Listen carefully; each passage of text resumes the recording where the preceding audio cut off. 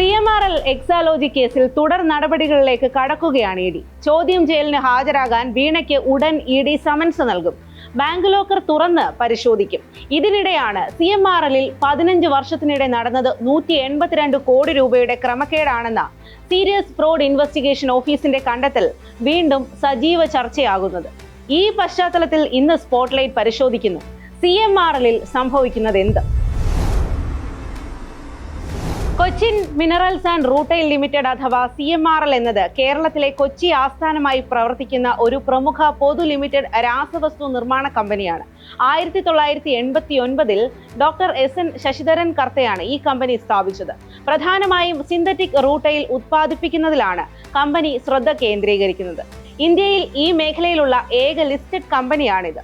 കമ്പനിയുടെ തുടക്കത്തിൽ തന്നെ കേരള സർക്കാരിന്റെ വ്യവസായ വികസന ഏജൻസിയായ KSIDC പങ്കാളിയായിരുന്നു. നിലവിലെ ഔദ്യോഗിക കണക്കുകൾ പ്രകാരം പ്രൊമോട്ടർ ഗ്രൂപ്പിന്റെ ഭാഗമായി കേരള സർക്കാർ സ്ഥാപനമായ KSIDCക്ക് CMRLൽ 13.4% ഓഹരി പങ്കാളിത്തമുണ്ട്.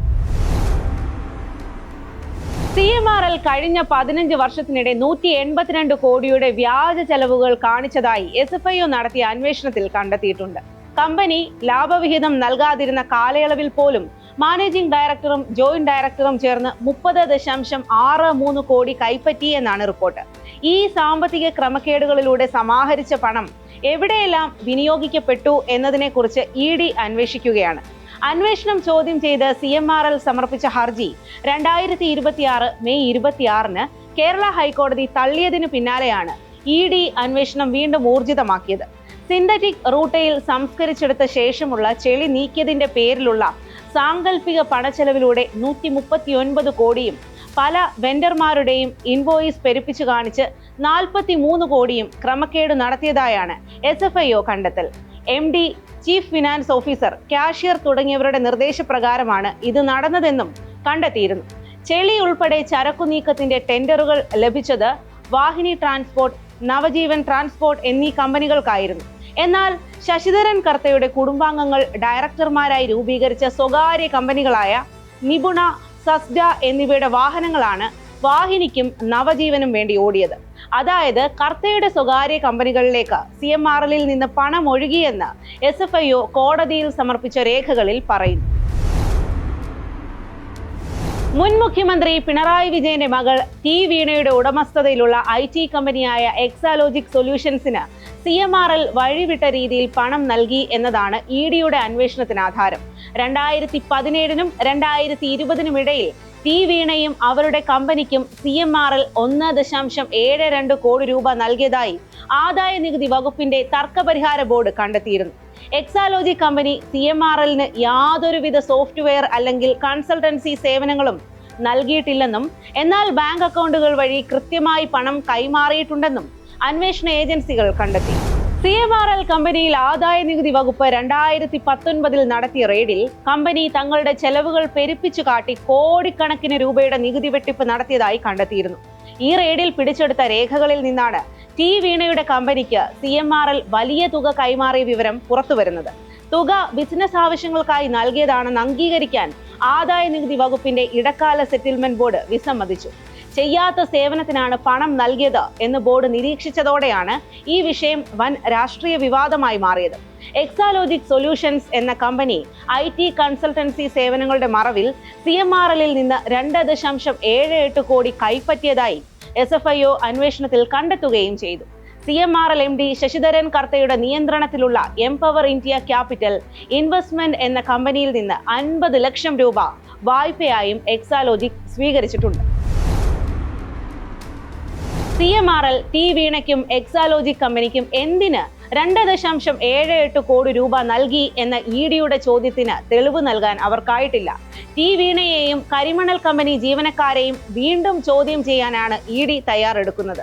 പരിശോധനയ്ക്കിടെ പിടിച്ചെടുത്ത വീണയുടെ ഫോൺ ശാസ്ത്രീയ പരിശോധന നടത്തും. രേഖകളുടെ പരിശോധന പൂർത്തിയാക്കി 2 ദിവസത്തിനകം സമൻസ് നൽകാനാണ് ED നീക്കം. ഒരു തരത്തിലുമുള്ള സമ്മർദ്ദത്തിന് വഴങ്ങാതെ അന്വേഷണം എത്രയും വേഗം പൂർത്തിയാക്കാനാണ് കൊച്ചി സോണൽ ഓഫീസിന് ED ഡയറക്ടറേറ്റ് നിർദ്ദേശം നൽകിയിട്ടുള്ളത്. വീണയുടെ കമ്പനിയും CMRLും തമ്മിലുള്ള വിവാദ ഇടപാടുകളിൽ KSIDC നേരിട്ട് കക്ഷിയാണെന്നായിരുന്നു കമ്പനിയുടെ രജിസ്ട്രാറുടെ കണ്ടെത്തൽ. CMRL നിന്ന് ആകെ 2.78 കോടി രൂപ കൈപ്പറ്റിയെങ്കിലും വീണയോ എക്സാലോജിക് കമ്പനിയോ എന്തെങ്കിലും സേവനം CMRL നൽകിയതായി അന്വേഷണത്തിൽ കണ്ടെത്തിയില്ല എന്ന് SFIO റിപ്പോർട്ടുകളും വ്യക്തമാക്കുന്നു. വ്യവസായ വകുപ്പിന്റെ ഏജൻസിക്ക് കരിമണൽ കമ്പനിയിൽ ഓഹരി പങ്കാളിത്തമുള്ളതിനാൽ CMRL അനധികൃത പണമിടപാട് നടത്തുന്നത് പൊതുഖജനാവിൽ നിന്നുള്ള പണം കൊള്ളയടിക്കുന്നതിന് തുല്യമാണെന്നാണ് EDയുടെ നിലപാട്. കരിമണൽ ഖനനത്തിനായി ശശിധരൻ കർത്തയുടെ കമ്പനി പ്രമുഖ രാഷ്ട്രീയ നേതാക്കൾക്കും മറ്റും നിയമവിരുദ്ധമായി പണം നൽകിയ കേസിൽ 2019 ആദായ നികുതി വകുപ്പ് വ്യാപക പരിശോധന നടത്തിയിരുന്നു.